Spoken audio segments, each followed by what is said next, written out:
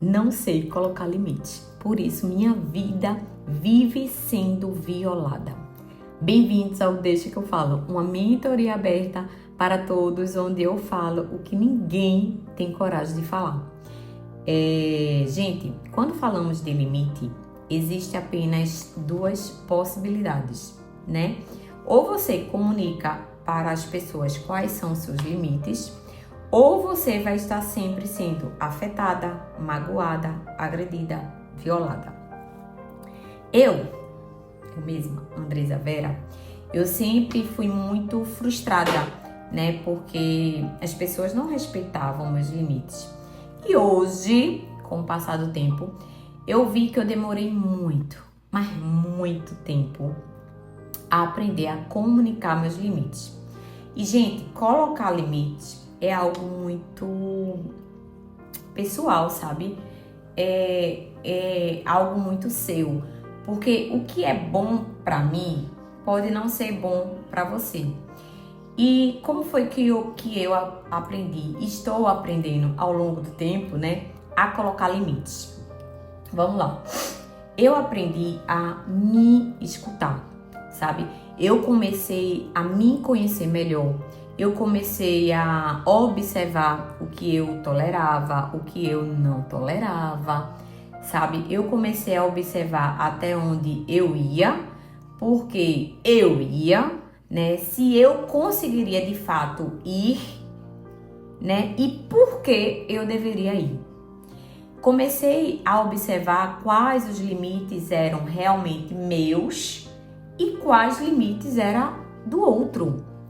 E aí, eu comecei a perceber que para algumas situações eu tinha limites bem maiores do que para outras situações. E aí, gente, quando eu comecei a observar e quando eu comecei a saber quais eram as minhas fronteiras, né, as minhas barreiras, os meus limites, qual era o meu ponto de limite, eu comecei a comunicar. E para isso, eu passei a não gritar, a não jogar indiretas, a não ser grossa. E aí eu comecei, na verdade, a me treinar, porque tudo na vida é um treinamento, né? Para que eu pudesse comunicar de forma eficaz os meus limites, sem ter que me ferir internamente. Porque antigamente eu queria colocar limite, eu gritava, eu acabava me ferindo o outro também. E sabe, não me perder de mim. Colocar os limites sem me perder de mim. Eu fui aprendendo a fazer isso. E muitas vezes essa colocação de limite que eu aprendi foi feita em silêncio. Eu não precisei falar. Ah, Andresa Vera, não estou entendendo nada. Vamos lá. Por exemplo, se eu sinto que para colocar um limite em alguém ou em alguma situação, isso me traz um desconforto enorme, eu simplesmente fico em silêncio, porque é muito mais sobre escutar e não interagir. É muito mais sobre deixar a ofensa cair do que rebater. É muito mais deixar aquela pergunta invasiva no ar, sem ser obrigada a responder, nem a se explicar. É não interagir com aquilo que nos invade. Então, muitas vezes o silêncio é sim colocar limites. E, gente, se eu for responder só para me defender, muitas vezes eu vou estar alimentando aquela invasão.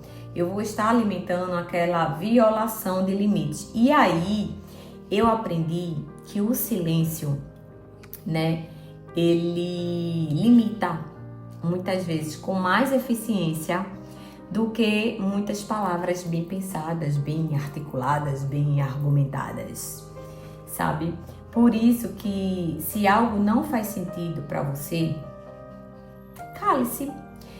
E, gente, eu sei que algumas vezes a gente vai ter a necessidade de falar, de hablar, e vamos precisar falar de forma mais explícita, né?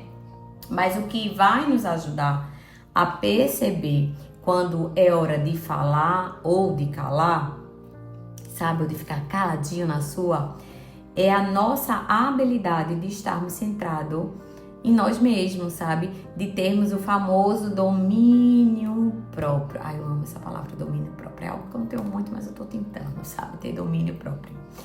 O problema é que algumas vezes as nossas inseguranças vão ser tão grandes que a gente vai ter medo de estabelecer limites.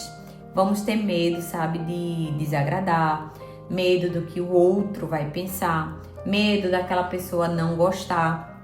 E o perigo disso, gente, é que a gente muitas vezes se atropela para deixar o outro passar, sabe? A gente meio que se anula para o outro não se chatear. E isso vem muito desde a nossa infância, né? Às vezes a sociedade fala muito isso, né?